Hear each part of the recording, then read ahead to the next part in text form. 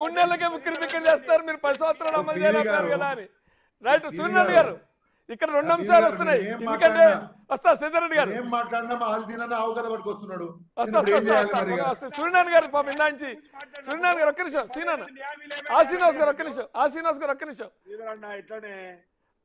ఇక్కడ 10 సంవత్సరాల అధికారంలో ఉండి అమలు చేయలేదు, మీరు కేంద్రంలో ఇచ్చిన హామీలు అమలు చేయలేదు, ఇక్కడ బీఆర్ఎస్ అమలు చేయలేదు, ఇప్పుడు 3 నెలల్లో కాంగ్రెస్ అమలు చేయలేదు అనే ఆర్గ్యుమెంట్. మీరు 10 సంవత్సరాల క్రితం 2014లో ఇచ్చిన హామీలు 24 వరకు అమలు కాదా?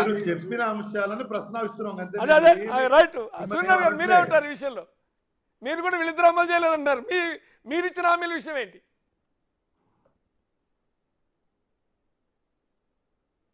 అన్న నేను గదులుతా హామీలు ఇచ్చిందో 100% అమలు చేసింది. 2 పార్టీలు కూడా తెలంగాణ ప్రజలకు ముంచిందే. ఆయన హామీలు కంప్లీట్ చేయలేదు, ఇప్పుడు కూడా హామీలు అమలు అవుతలేవు. భారతీయ జనతా పార్టీ మేము ఎప్పుడు కూడా ఈ బీఆర్ఎస్ పార్టీ పూర్తిగా దోచుకొని పోయిందని మాకు తెలుసు.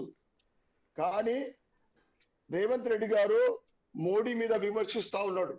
ఆయన స్థాయికి మించి మోడీకి గురించి మాట్లాడే స్థాయి రేవంత్ రెడ్డికి లేదు.